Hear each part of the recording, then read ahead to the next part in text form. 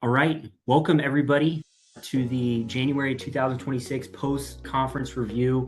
I'm joined here by a few fellow Cameron Brooks alum who just went through the conference. I'm going to introduce them here in a second, but I've got Tom, I've got Josh, and I've got Matt here to talk about their experience. And my goal here is to talk a little bit about the conference statistics, talk to you guys a little bit about some of the companies that attended, and then share a sample interview schedule and quickly turn it over to our alum to talk about their conference experience on into the follow-up process where they went and did a mix of virtual and on-site interviews, and then how they ultimately came to a decision on what was going to be a good fit for them and their families moving forward. So that's what we're going to do tonight here. Here's our agenda. Like I mentioned, conference recap, talk a little bit about the economic landscape, what's driving some economic growth right now, some sample companies, positions, a sample interview schedule, and then we'll get into the Q&A with the alum. My goals tonight are that you all attending, whether you're attending the April 2026 conference, the June conference, any upcoming conference in the future with Cameron Brooks, is that number one, you're well informed on this process. Number two is to help you guys remain confident in your search strategy amongst a lot of different things that are going on in the world right now. And then lastly, just to hear from our fellow alum, real JMO success stories. Okay, so conference recap here. So first off, we had 33 talented JMOs here at the conference, averaging 11 interviews over a 2-day period. There was 364 total interviews conducted at the conference over a 2-day period. Like I said, 11 interviews on average. Now, some people had 13 interviews. There were people who had 8 interviews at the conference, right? It depends on a lot of different factors. It depends on marketability. It depends on geographic preferences, companies that were attending the conference. But all in all, I'd say it was a very quality conference. We call this the pursuit rate. It was a 71% pursuit rate at the conference. So what that means is we took the average number of interviews and the average number of pursuits, which means a yes at the conference. So a yes at the conference means basically, I want to go to another conversation with you. And this is where you get into the on-site interviews, mix of virtual interviews. You go and I like to say kind of meet the parents, go on a second date per se with the company that you're interested in and start seeing if it makes sense for you to go and work there and obviously earn an offer. So that pursuit rate was 71%. I guess I could have rounded up, but if you round up, that's basically about 8 wins on average per 11 interviews, which is very, very strong at the conference. I know some of these gentlemen had perfect conferences and went 100% pursuit rate, which is always great. But at the end of the day, you can only go work for one company. So don't want you guys to overthink the pursuit rate. But obviously, the better prepared you are at the conference, and the more pursuits you have, the more options you're going to have in the follow-up. The average number of days to placement was 13.92 working days. On average, 2.75 offers per candidate at the conference. I thought this statistic was really interesting. 51% of those 33 JMOs received greater than 3 offers, which is phenomenal. Right? A lot of great options. Some people had 3, some people had 4, a few people had 5. One person even had 6 offers, which is great. There were CEOs at the conference of companies, senior leaders, special programs that were created for Cameron Brooks JMOs for their most complex positions. One thing I like to reiterate is this isn't a job fair, right? This is a different starting point. So when you show up to the conference, what you have to focus on is just being as prepared as you possibly can to interview, to connect your background well, to demonstrate interest so that you can get pursuits at the conference, which I think is wonderful. You just got to show up and be prepared to interview. I want to talk a little bit about the economic landscape right now. A lot of things happening in the world right now. And what I want to tell you all is that it feels, we've been saying it feels like a new normal. When I joined Cameron Brooks 3 years ago, our CEO, Chuck Alvarez, said this just feels like a new normal. I want to tell you that Cameron Brooks feels very conditioned right now to the economic landscape. The 11 interviews averaging per candidate. We had 39 hiring groups here at the conference. We've navigated a lot of economic uncertainty. Been around for a long time, whether that was through the Gulf War, through Afghanistan, 9/11, the dot-com period. We've the 08-09 housing crisis, COVID in 2020, and on.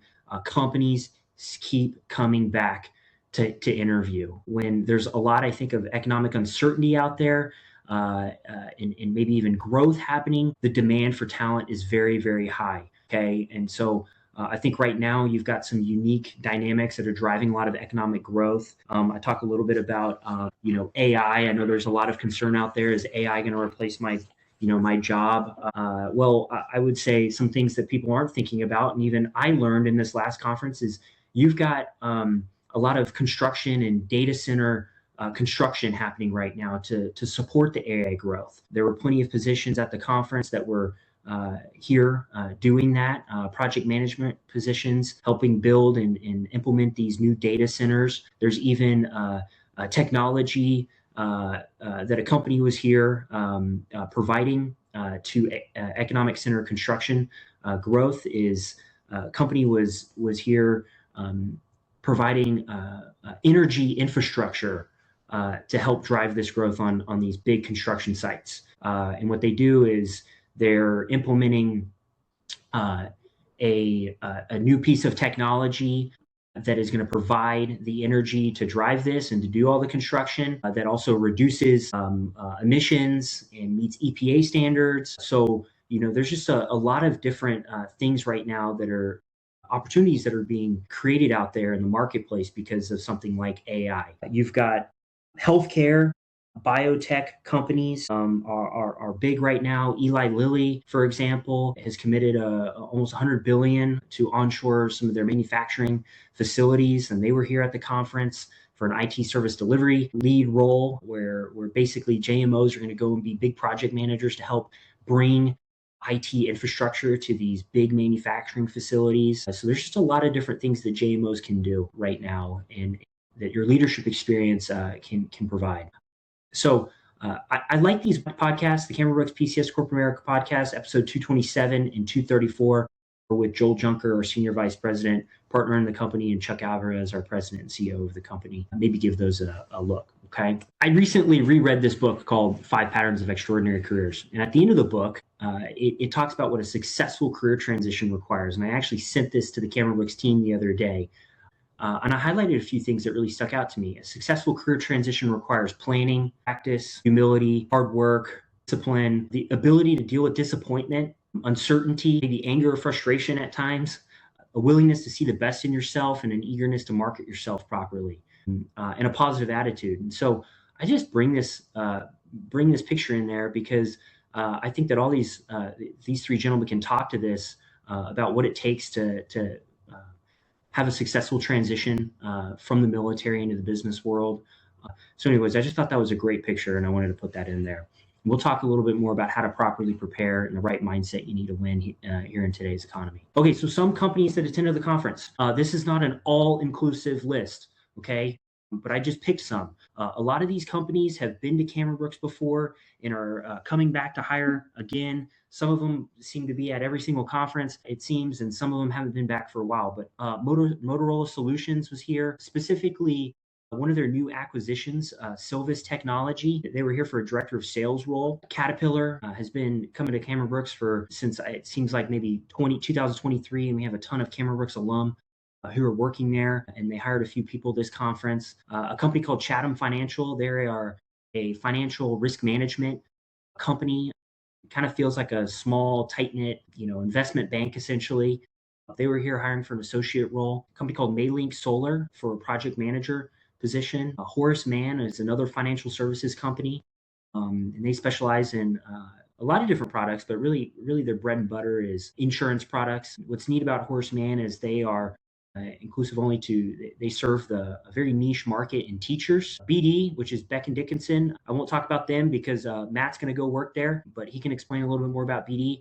A company called Amcor, which is a Fortune 500 packaging company. They were here for a sales role as well as a marketing role. And we've got a bunch of Cameron Brooks JMOs there as well. Unison Solutions. Eli Lilly was here. Bucky's was here for a general manager and training role. So operations. Corning.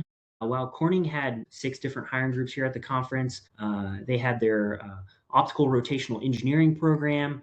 They had their emerging innovations group, which was here within their automotives group. I like to think of that as more, it just kind of seems like a think tank essentially, where they're bringing material science and the best technology and trying to figure out where technology is going. They were here, and then Corning Engineering Services, Corning Solar was here. So a great client company of ours, and a VP of Corning Optical is Cameron Brooks JMO as well. So Mike O'Day is his name, West Point grad. So Corning's been coming back. A great company. You guys should really go and look them up. Material science company. BlinkRx, healthcare technology company. More nanotechnology company was here. Twist Bioscience, Macerich company, which is where Josh is going to go work. Boston Scientific, healthcare technology company, as well as Johnson and Johnson. So, like I said, a very broad, diverse, group of companies that were at the conference. Some of them were privately held or smaller companies you never heard of them. Some of them are your Fortune 500, very well-known companies. But just so you guys can get a little bit of lay of the land on who was at the conference. Like I said, not at all encompassing list, but just a few of the companies that came to the conference to hire. Some of the sample positions, I like to break these down in the 4 main career fields. So Chatham Financial, that should actually say an associate, not a project manager. I apologize. Amcor was here for a marketing role. BD was here for their finance leadership development program, and then Corning EIG for their few roles, innovation and strategy, and analysis project manager roles. For B2B sales, Boston Scientific was here again.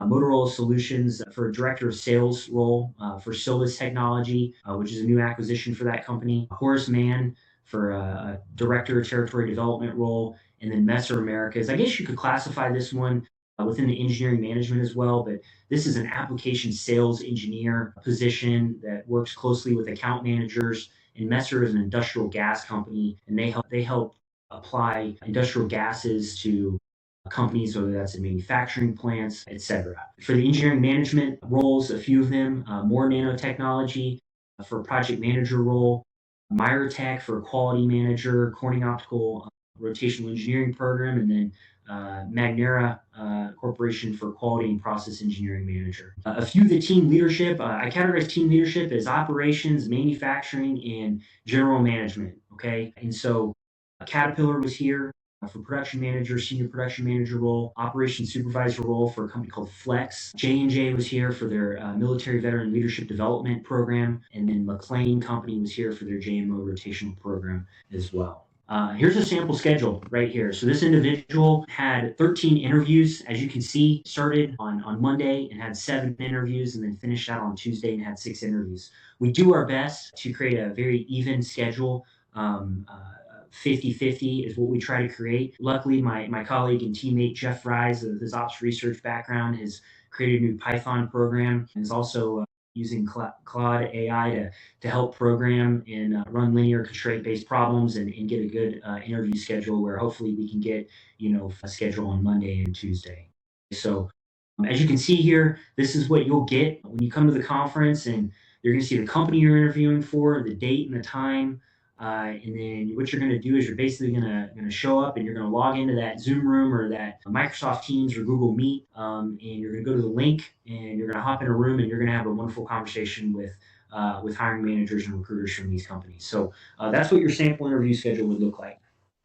So I want to start out. I'll talk a little bit just about our alum that are coming, and I'll let them also introduce themselves here in a second. But Tom is here. Tom, former Army infantry captain. I guess he's still in the Army, but almost getting out. West Point 2020 ops research, and he's going to work for Extant Aerospace, which is a division of TransDigm for their JMO program. You've got Josh here. Josh is Army Infantry as well, captain, Liberty University, criminal justice degree. He's going to work for the Macerich company as an assistant manager in operations, and I'll let him explain a little bit about what he's going to be doing here in a second.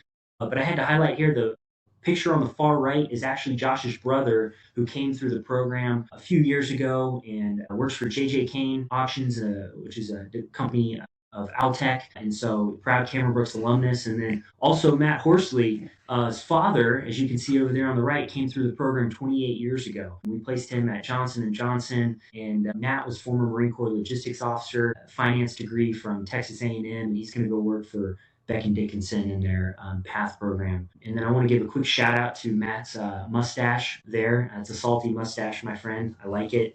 I'll turn it over to let them introduce themselves and kind of kick off the rest of the this webinar. So starting with Tom, tell us a little bit about you, what you're going to be going to do, and ultimately a little bit about the company that you're going to go work for. Absolutely. Thanks, Brock. Thanks, everybody. So Tom Morin, I'm a Army infantry captain in Fort Benning area right now, starting with TransDigm in April. So very excited to move on down to Melbourne, Florida, where the rotation is, and start working. So TransDigm, it's an aerospace company. They say it's like private equity in the public sector. So they're super flat. They're international company with a corporate of 54 people. So they're mostly comprised of business units around the country and a few international locations as well. So the goal of the JMO program, there's a lot of JMO programs that I interviewed for, and they're definitely not an entry-level thing. I'll spend 6 months in sales/marketing, and then 6 months in operations. I'm already talking to my boss about a project. So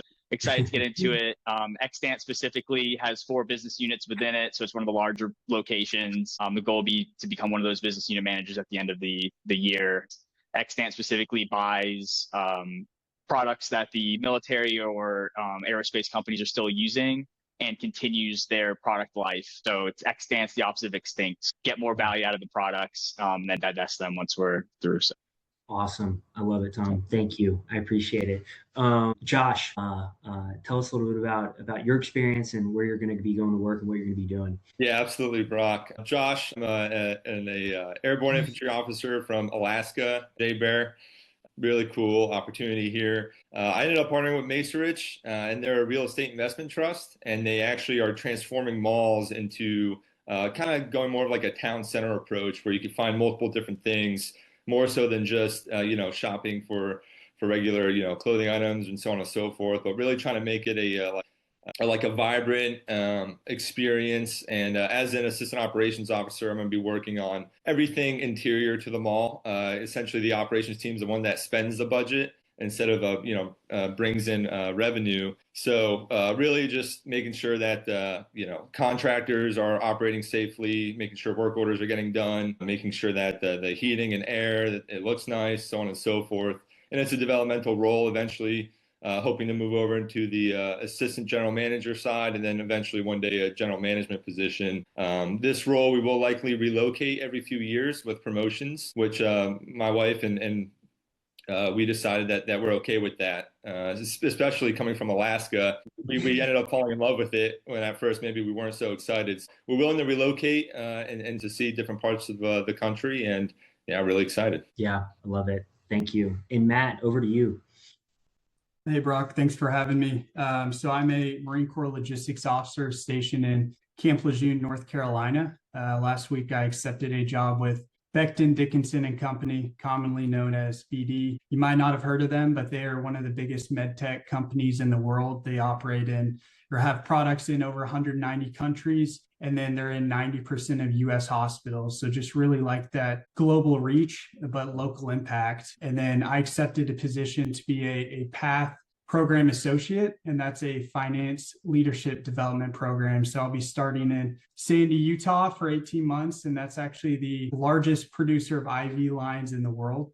So I'll be doing operational finance there, cost accounting there. Then I'll move to a different plant, learn the job, and then ultimately with the goal to become a plant controller and beyond. So excited to start with BD here in about a month. Yeah, it's awesome. And Matt, when you get done with that, what is it with your program, 18 months, and then what's next after that? What's kind of like the vision for you there at BD? Yeah, so the vision is in 36 months after 2 18-month rotations to become a plant controller. And essentially that's like the top finance leader at a plant. And these aren't small plants. These are multi-million-dollar P&L plants. So, this program, like Tom said, this isn't like an internship or anything like that. It's very much a fast track into leadership. And I have a finance major from college. It's been a few years since I did that, but they basically said, we'll help refresh you guys on the finance and accounting, but we want leaders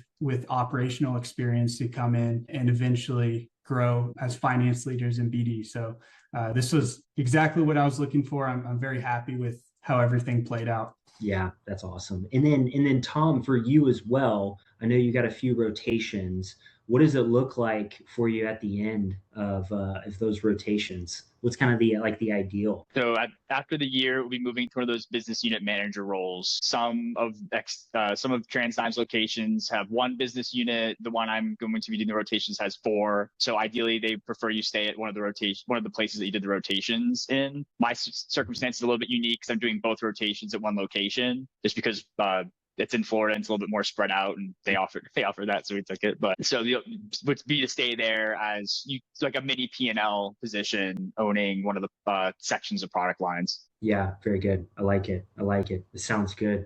Well, here's what I want to do is I want to start off and I want to talk about kind of like I say phase one of this.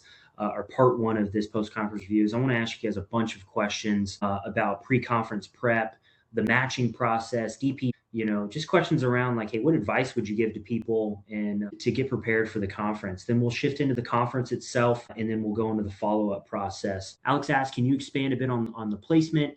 13.9. So Alex, what that means is from the end of the conference on Tuesday night, because the conference is virtual Monday and Tuesday, you will rank your companies based off of your interest level. So if you have, let's just say you had 10 interviews, you pick your top group, you get a bottom group, and then you'll say, hey, I'm really interested in pursuing these companies. What we'll do is we'll give you the results and the feedback, and we start building a game plan and a strategy for you to move forward with companies. So from end of Tuesday night, we go Wednesday, Thursday, Friday, and then basically the next 2 weeks are follow-up interviews where you're going to do a mix of on-site and virtual, and you're going to travel around. Basically, that 13.92 or 29 days was from the end of that Tuesday night of the conference to someone having an offer or multiple offers in hand and making a decision, hey, I want to go work for this company. Okay, that's what that means. So it moves very, very fast. Some people, if they've got a lot of different things in play, or maybe they're really interested in a company and the company's trying to get them out for a follow-up, it could go a little bit longer than that. But basically, unknowns become known within basically 2.5 weeks is what I would say. Hopefully that answers your question there.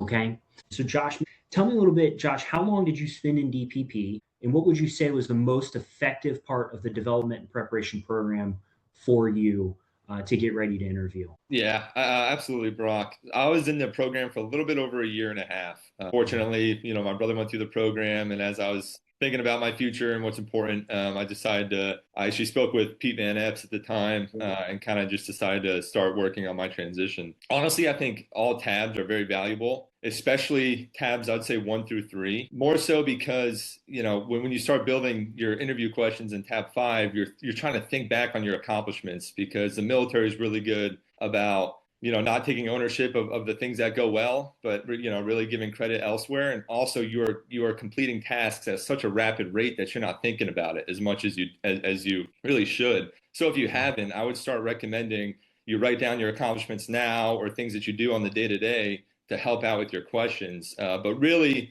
I would say primarily tab 5, which is the interview questions, really getting those down good. I wrote it all out, bluff star method. And then, as I started practicing with my team, I would actually condense it into tiny bullet points so I could speak genuinely to it and not be, all cookie cutter robotic, which is huge for, building that believability, likability, and trust. So yeah, that's what I would recommend for sure is tab 5 and get a lot of practice in too with some other candidates. Yeah, I love it. Thanks, Josh.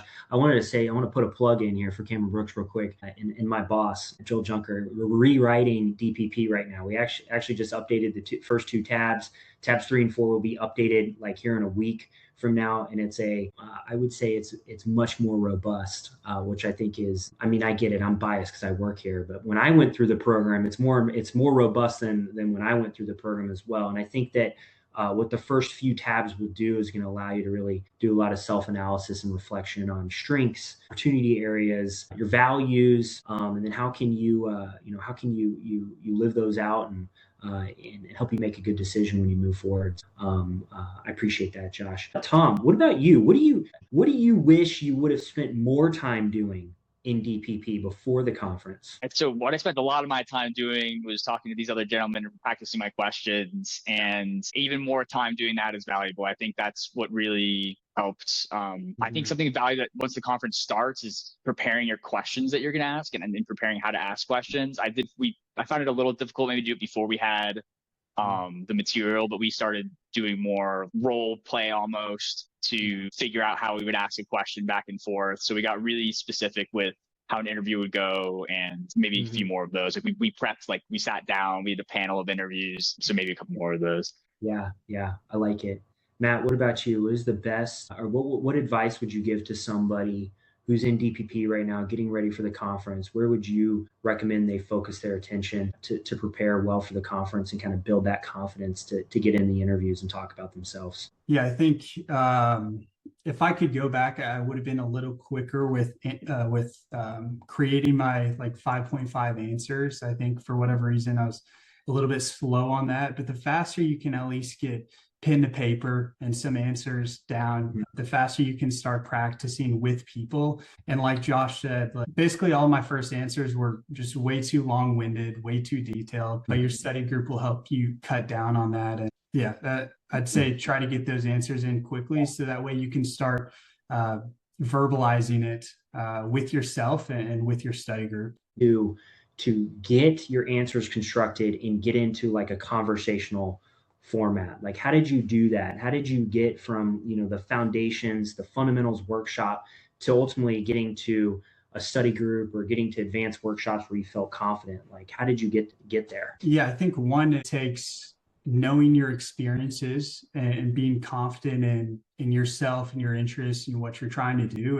And two, it takes a lot of practice. That's just frankly, just hours of verbalizing. You're never going to be there right away. If over a long period of time, you're practicing, you're recording yourself, you're working with your study group, it'll be more natural. And I think you can make it a lot more conversational with hours of practice. Yeah, I like it. Tom, we talk about and we say the words conversational interview.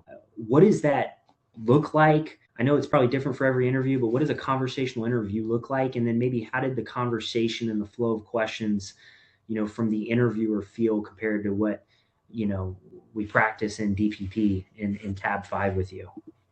Something that maybe surprised me with the conversation interviews, people like to hear themselves talk sometimes. And you can even just make a small comment and it would get the interviewer going for a little while. And you're losing time because you're not getting those bullet points in that you want to push forward. But the key is, I think that I found successful was listening to what they were saying and then asking a question based off of that. Anytime they start moving, if you can ask a question based off of what they just said, it shows that you're listening and that you're interested in what's going on.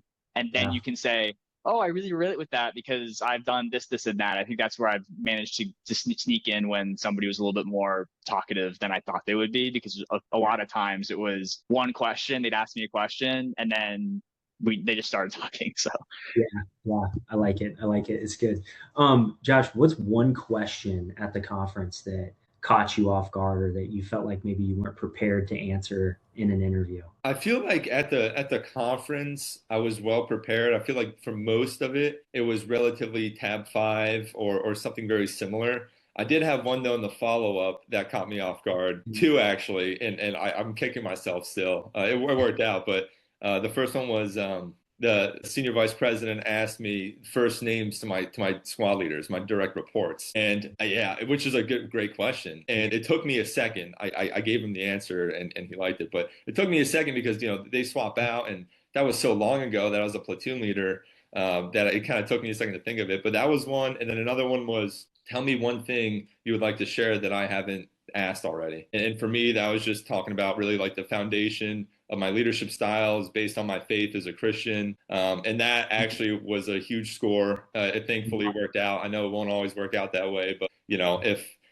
with my values, if they're not going to hire me because of that, then that is what it is, right? But yeah, I mean, I think the best part to being doing well in these interviews is just being genuine and being yourself. Don't lie. Just say who you are. Cameron Brooks already got you into the program because they know who you are and they believe in you. So believe in yourself and just be your genuine self, and it'll work out in the end for sure. Yeah, I agree. And I think that's really important just for everyone, what Josh just said.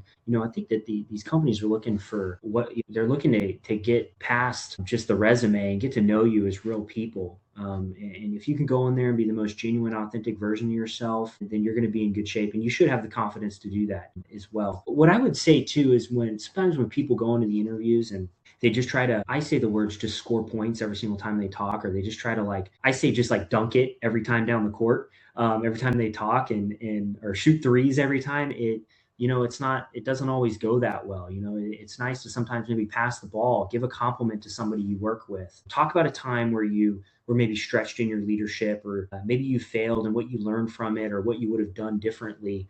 And I think it's a very nice dash of humility, and that's what they're looking for, the whole person concept. We say, can this person pass the airport test? Right. And I think it's huge. It really is. Like, companies want to be like, hey, can I spend a whole day in an airport with this person? Can I go on a work trip with this person? Do our values align? Are they going to be a good teammate for my team and the organization? So that's good advice there, Josh. I like it. Tom, what was your most memorable DPP session with a coach from Cameron Brooks? Oh man, most memorable. Maybe it's the recency effect, but right before the conference with Joel, we did a mock interview, and he Ooh. asked a lot of questions that weren't on the typical DPP program that I heard a lot of in my interviews like the following week. So I think I just kept thinking back to that one session with Joel. I actually hadn't talked to him since I started the program a year prior. So Yeah. I was maybe a little nervous for it, but it went well. And I ended up using a lot of the stuff that I came up with on the fly in that one.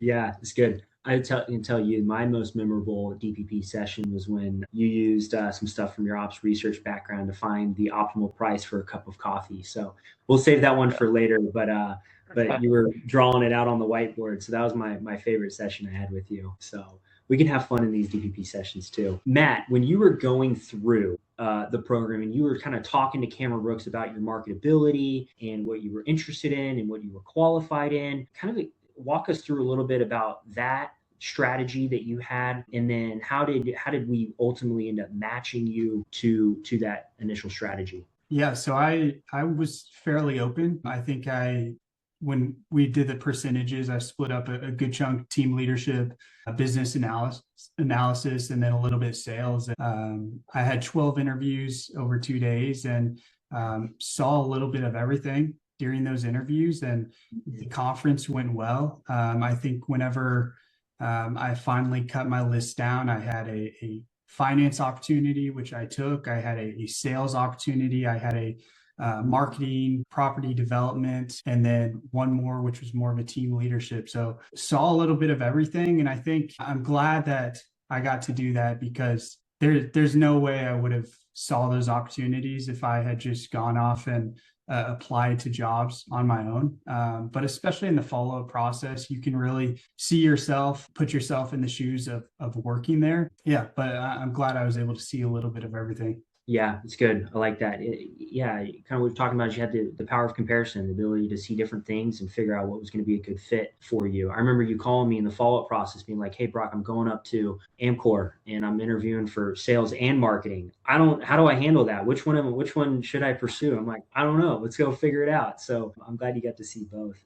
I think it was tough to even say no to companies in the end, because ultimately these are really good opportunities and you build relationships with these people. And frankly, I felt that I could have been happy in a few of these places. But like you said at the beginning, you're only going to accept one of these. You're only going to work for one of these roles. So yeah, it's good. We're going to come back to that here in a second. I'll call on you, but kind of what you did to decide and how you worked through that process. Tom, when you were going through the matching process and at the conference, what were some things that you were like looking for that you felt like were going to hold your attention at the conference, and how did we do matching you to those? And were you surprised by any roles? Were you, yeah, maybe elaborate a little bit on that. I felt like it was a pretty good mix. I wanted a lot of business analysis with team leadership and just a slight sprinkle of sales, and I felt like it aligned pretty well. Granted, it's not what I ultimately chose. I was surprised. I ended up being pretty interested in the marketing sort of cross-functional leadership roles. So I had a lot of those interviews, and I found those very interesting. So that was maybe something that surprised me about myself, that I found those unique. And I mean, the role I'm going to now is cross-functional at the moment, so I don't have anybody directly I'll be directly responsible for at the moment, but definitely interested me that those roles were out there and maybe didn't quite fit into a single category that like the DVP talks about. Yeah, I like it. Very good. Josh, how did you manage fatigue or energy throughout the interview process? Yeah, absolutely.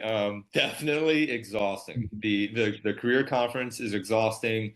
When you get the company information a few days prior, I was studying. I felt like I was back in college studying, but it definitely paid off well. The things that I did for sure during the actual interviews was coffee. I had a cup of coffee before I started the interviews, and then I had an energy drink about halfway through. But for sure, dieting and eating well, and then sleeping well too. You know, there is that point where you got to cut it off at night and just go to bed. You'd be better going into an interview the next morning with your head straight versus knowing everything about the company, but you're very tired. So by far, just eating good, sleeping, and just have some energy drinks to get through those first 2 days. Yeah.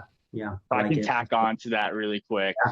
So there's the facial feedback theory, where if you're smiling, you're going to be happy. And Cameron Brooks tells you to smile all the time. So you're smiling for like 7 or 8 hours straight in a day, taking like 15 minutes between interviews to like rest your face muscles, and you're smiling. So you do feel a bit more chipper because you're just like smiling and having these conversations for a full work day. So that helps a little bit too. Helps you kind of get that drive. Yeah, your face hurts at the end. It does. Mine even hurts when I'm at the conference. I'm not even interviewing. I'm just talking to you all day, which is good. Okay, so you all have, I don't know who I'm going to call on here, but you probably had an interview that you were interviewing for, where you went into that interview and you thought to yourself, this one's like bottom of my list. I don't know, right? I don't know. Based off of what I know so far, how did you deal with that and navigate going into an interview where maybe it wasn't your top company before the interview? And then how did you get yourself up to interview for that? And then were you maybe surprised after that? Like, hey, I was maybe I would really consider that. Kind of someone take that one for me if you guys felt like that at all at the conference. Brock, I definitely felt like that for sure. It was my last interview of the conference. Yeah. I felt like the conference has been going well so far. I was feeling relatively confident on how it's been. I'm exhausted at this point, and it didn't seem to excite me all that much. But same thing, smile on, sell myself, right? This was my only job opportunity. So, and I did. And actually, the interview went very, very well. And I really enjoyed the team that I interviewed with. And it actually ended up being a company that moved to the top of my list, and I actually did a follow-on for just because of the quality of people and how the interview went. And then there were some interviews that I was initially excited for, and they seemed just a little bit dry, and it didn't seem like a good, maybe a good culture or environment that I would enjoy. At least it seemed, and I wasn't sold on it, so they actually went down lower on my list. So really surprising in the energy of people and how they present themselves and how you communicate is definitely huge with the conference, not only for what they're looking for, but what you're looking for too, because at the end of the day, you're going to make your preference list. Yeah, that's good feedback. Yeah. Anybody else? I think just jumping in on that, like you guys say, you can't rank them beforehand, and you have to act like every interview is your only one. You have to kind of be like a quarterback that either throws a touchdown or interception, and after just get ready for the next drive. But I had such a hard time after the conference turning in my rankings that night because I hadn't even really thought about it. After my interviews, it was like, all right, we need these rankings in 2 hours. So I was flip-flopping. But like Josh said, you really can tell who you mesh with in these interviews. And I think that's what led to some follow-ups for me. Yeah, it's good. That's good feedback. Okay, I'm going to answer one here. Someone chatted in, does the sample schedule provide locations of the company / open position? I'm going to take this one. So here's what I would say is for all those listening, you get your official interview schedule and all the job descriptions with, all the things you want on them, right? Location, salary, position, all that stuff. You're going to get that on Friday night of the conference. I'm going to explain why. Now, we start the matching process a few weeks ahead. So we do a 3-round matching process between myself, Joel Junker, Chuck Alvarez, Lauren Kordzik, and Jeff Rice. Between the 5 of us, we match every single candidate that's coming to the conference. Those few weeks leading up to the conference, we're going to have one-on-one sessions with you all, whether that's a mock interview or a workshop or something. And we're going to be able to provide about an 80% solution, and it gets closer to 100% as we get closer to the conference. Why is that? Because we're still adding companies all the way up to the conference. Maybe a company that's coming to the conference for some reason, maybe they go on a hiring freeze. Maybe the company that you're on an interview with, the recruiting team or the hiring managers have a conflict, but they still want to come to the conference. So they have to get another person in there. And so on your job descriptions, you're going to see like information of who's interviewing with you, et cetera. So there's a lot of pre-work that goes in on our side to get everything nice and tidy with the job descriptions. The sample, I guess to fully answer the question that was coming in, we will tell you, hey, you're interviewing with this company, this company, this company, and this company. It might change. And that's for you to tell you to go and start doing some preliminary research on the companies that you're interviewing with. Okay. So the sample that was in my slides earlier on the interview schedule, that was actually Tom's schedule, believe it or not. And so Tom gets that schedule the same night that he gets all of his job descriptions with the companies that he's interviewing for. Okay. So hopefully that answers the question for you all. I'm going to shift here into asking somebody here, how did your career conference interviews differ from your follow-up interviews? So if anybody wants to take that one. Yeah, I think some of the interviews, so they're all very different. So I think another question said, can you kind of describe it? So maybe I'll tackle both. They all had some sort of tour. I had anywhere from 2 interviews to 7 interviews with different people throughout the company. One interview I had to give a presentation. I had to pick a topic and give a presentation. So they all differed a lot. I'd say they varied from you felt like you were being recruited to you felt like you're maybe still being tested. So have an open mind as you enter each follow-on because they could be very different. So prepare maybe as if it's going to be the harder option. You'll be surprised when it's not. Yeah, it's good. It's good. Anybody else got anything on that? That's all right. I like it. Real quick, Tom, tell me about your presentation. How did that go? Well, definitely had a lot of help from Brock and the team. It was for Corning Innovations Group. So we were trying to, so they said, do a topic that's interesting to you that relates with automotive futures. It has to be it's an hour to include a Q&A portion and go. And so you're trying to do that. I was doing it like in, Amex lounges and whatnot. Yeah. But I ended up I fielded the infantry squad vehicle. So it ended up being fairly appropriate and describes the difference between what it was designed for, how we ended up using it, and then how the innovations group could potentially improve on the systems. Yeah. Ended up going pretty well. I was definitely a little nervous for it, but I think what I learned from that, or what people in this group can take away, is Cameron Brooks doesn't stop being a resource after the screening interviews. Keep leaning on them for a lot of other opportunities. They're always available. So we definitely had a lot of one-on-ones with Brock. Brock read the presentation. We actually had a different one at the beginning that we scrapped in with a different one. So it was definitely fun. Yeah, I like it. Very good. Josh, tell me a little bit about your experience with the follow-up team at Cameron Brooks, who those individuals are at Cameron Brooks, and kind of what role they played in the follow-up process. Yeah, absolutely. It's actually it's pretty interesting because I feel like you don't know them at all until, as soon as the conference is kicking off, then all of a sudden they're your best friends. I worked a lot with Lauren Kordzik. She definitely helped me out a lot, and Chuck Alvarez too, with helping me kind of make some decisions and navigate, these post-conference interviews. But really, really impressed with the level of communication, and you'll learn all this through the conference itself. But any information they get, they'll send it your way, and any information you get from the companies, you got to send it their way as well, just so you have that open communication, and they can help book your flights, your hotel rooms, ground transportation's all covered. But it really just helped a lot with kind of helping me navigate. I definitely think though I was definitely at ease through the follow-up process because it was just super easy. Like I pull up my email, it's like, okay, you're gonna do this, this, and this. I'm like, okay, easy, done. I don't know if part of the military helped that, but it was really, really smooth and a really great team. You can always call them, and they would answer any questions you had. Very good. And Josh, tell us all, where all did you go? Did you have a mix of virtual and on-site, or all on-site? Kind of walk us through your follow-up process. Yeah, absolutely. So I ended up following up with 4 companies. I kind of just narrowed it down to 4. I initially flew to Dallas for a dinner, and then the next day it was an on-site until the late afternoon. Then I flew back to home. Then about 2 days later, I flew back to Austin, Texas, took a rental car to Temple. There I interviewed all day as well. I had 6 interviews that day with 8 people. I'm sorry, 10 people. Definitely a tiring day, but I went around with every regional vice president and had a one-on-one 45-minute conversation with them.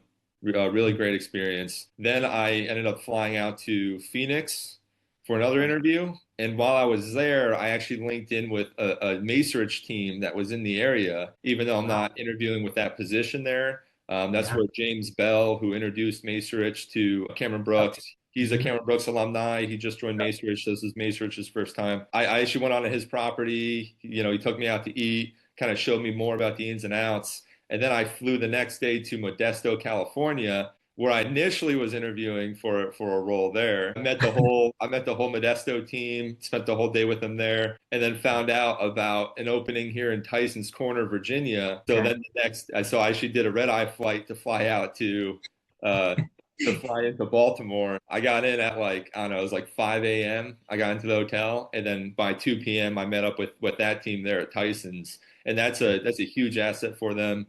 It's one of their strongholds, but and that was great too. And part of the reason why I think I ended up choosing Macerich, not only because it's unique, I never thought about going into property management, but I met 3 of their teams, and all 3 were just awesome teams. Looking back, it's funny because it would have been easier if I just had one offer, because then I'd just be happy. But the hard part is eliminating and saying no to some of these companies, because they're just also high quality and great people. Kind of like what Matt was saying earlier, you want to work for them all, but you can't. So if you end up coming out of the conference with a few pursuits and you get one offer, I mean, you're winning, because then it makes it easier for you to decide. It's good to have options, obviously, but it was cool though, just seeing all the different properties, how they all operate independently and how they're different scales. But just the quality of people was awesome. So really excited. Yeah, I love it. Very good. Thank you, Josh. I want to answer this one that was just chatted in.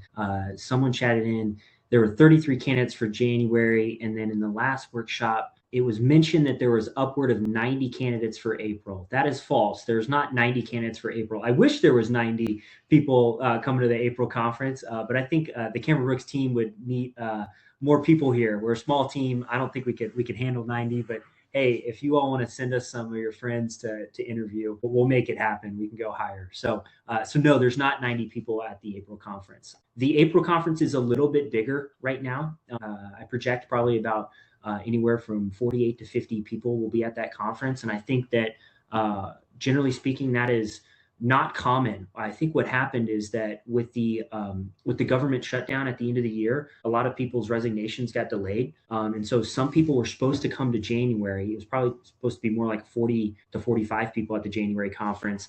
And those individuals ended up kind of shifting to the January conference. So that's why it's a little bit bigger. However, the size of the conference does not matter, okay? Because we bring the right amount of openings in the right amount of companies to tailor it to y'all's backgrounds and to the number of people who are at the conference.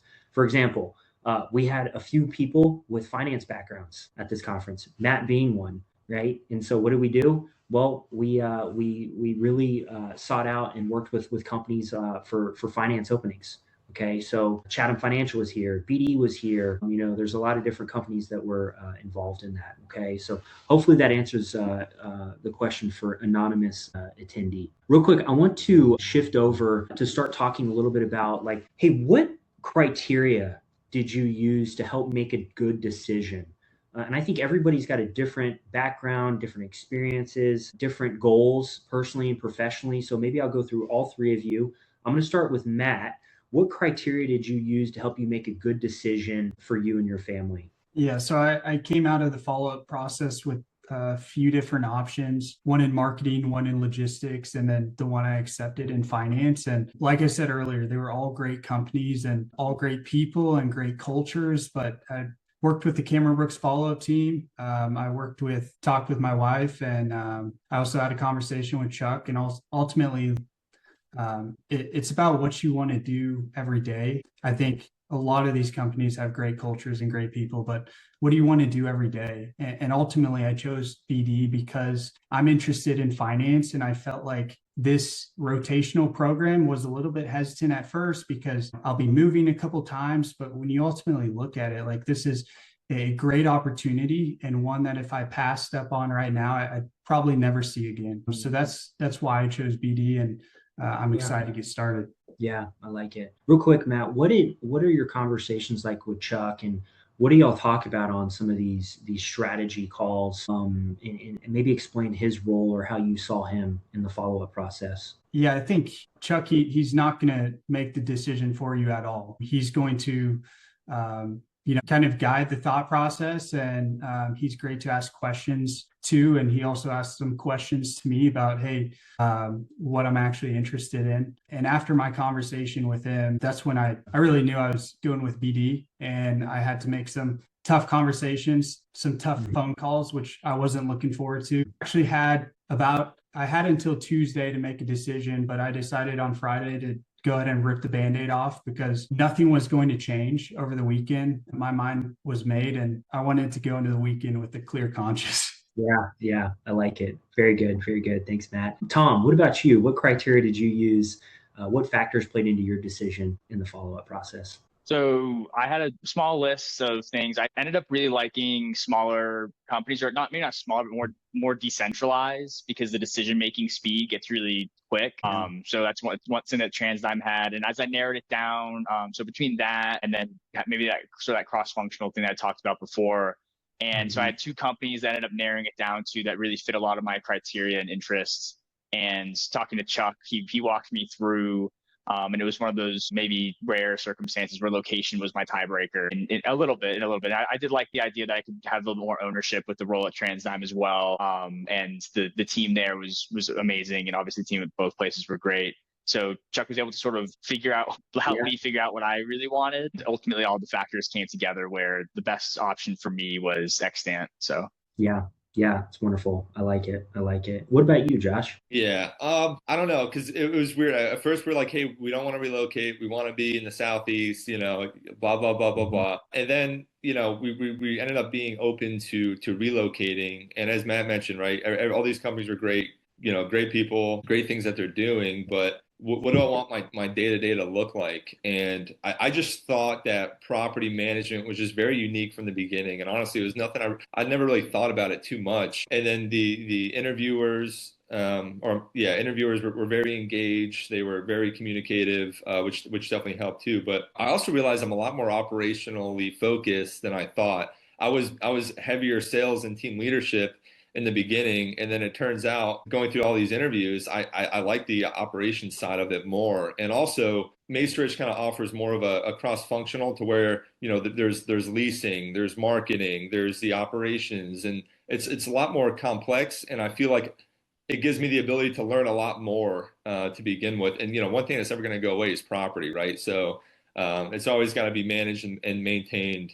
But I think the sign though for us was this last minute spot opening up 30 minutes away from my in-laws. I think that definitely helped. And it's a beautiful property and a complex property with a lot of different things on it. It's not just a mall. It's also got, corporate buildings. It's got, residential apartments, 3 gyms. So it's really cool. And I just feel like it gives me the ability to learn a lot in different areas, but to also still have the growth which all these companies have to offer. But also it's family friendly. I have 3 kids, and they put on Santa events and Easter Bunny events, and they they do these fun family friendly things where my wife can't come into a production plant with me, but she could come to the mall for the day with the kids, and maybe I could have lunch with her. So also, Also, Absolutely. a gym on the property was huge, so I can get. Yeah, that's right. I love it, Josh. Something to mention off of what Josh said for all Mhm. the candidates that are maybe worried about location, because well, let's be honest, we are worried about location.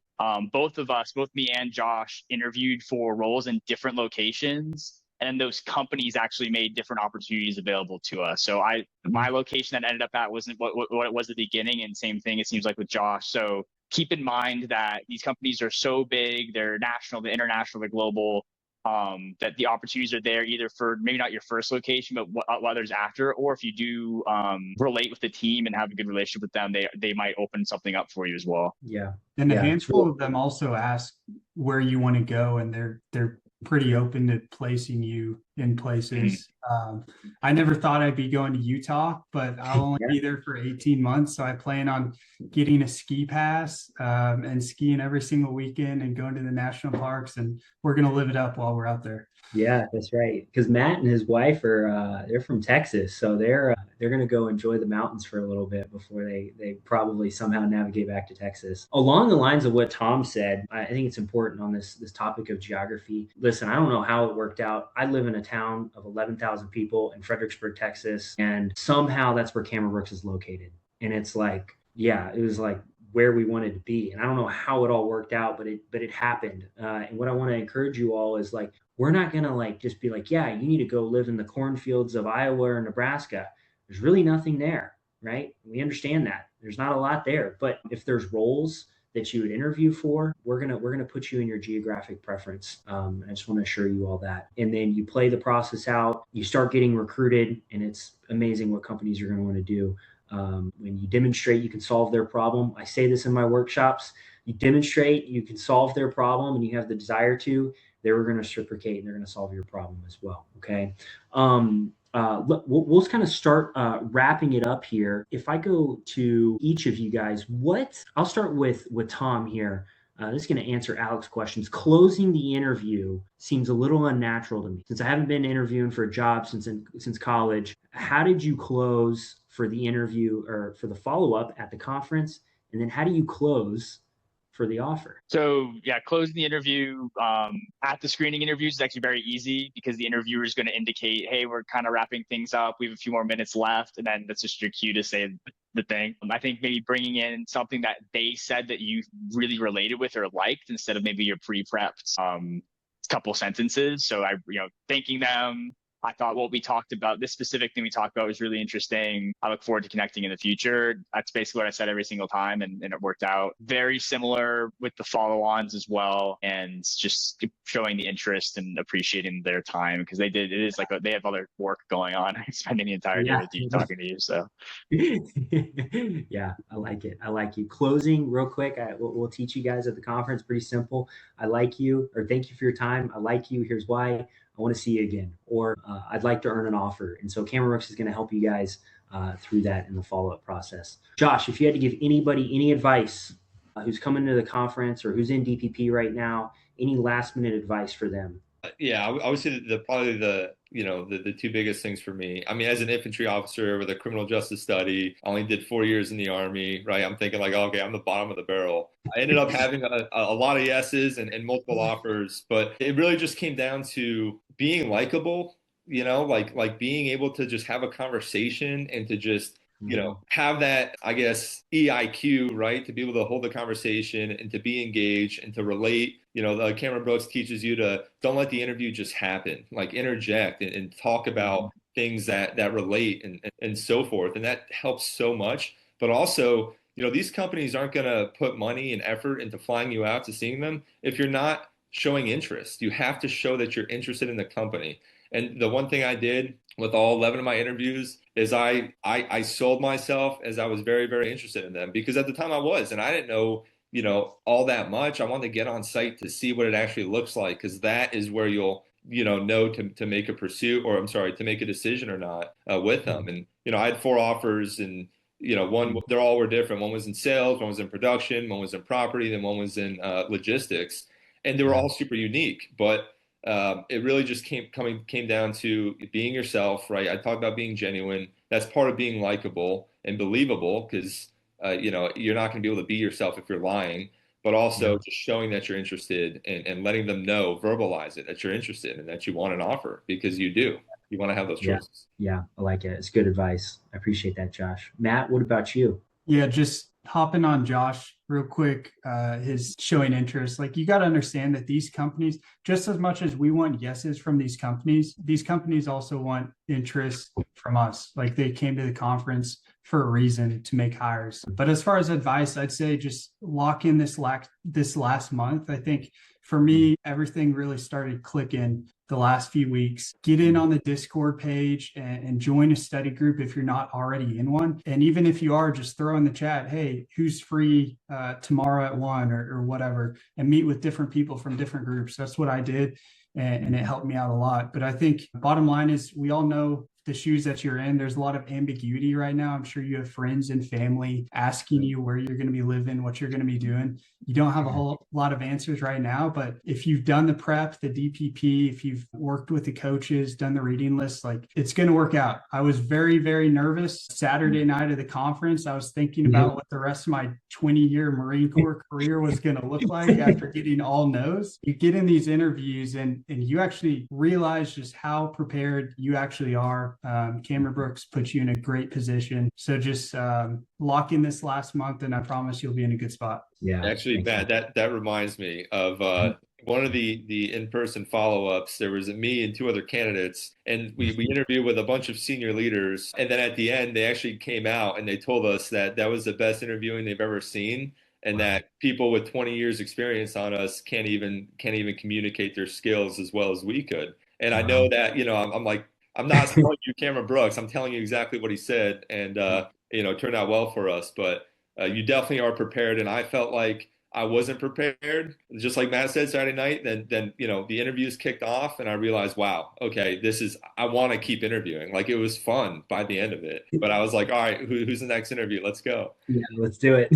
I like it. That's good feedback. Thanks, Josh. Tom, any last minute advice for you to the group? Yeah, being like Josh saying, being genuine and honest, I think is really important. So almost not like forgetting the very canned answers you had, but like pulling yourself into all of those answers is really important. And then one thing that I like maybe wish I did more on the one follow on that I fixed for the rest was just have like a ton of questions. You won't use all of them, but every single interview you have like 7 people, and you'll sit down and be like, what questions do you have for me? And that'll be like the 45 minutes, just you asking them questions. So if you don't have anything prepared, your conversation might stall out. So that's my like concrete, I guess, piece of advice. Yeah, that's good advice.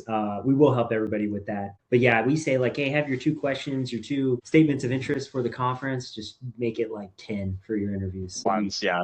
Yeah, the follow-ons, it's like a 20 at least. Yeah.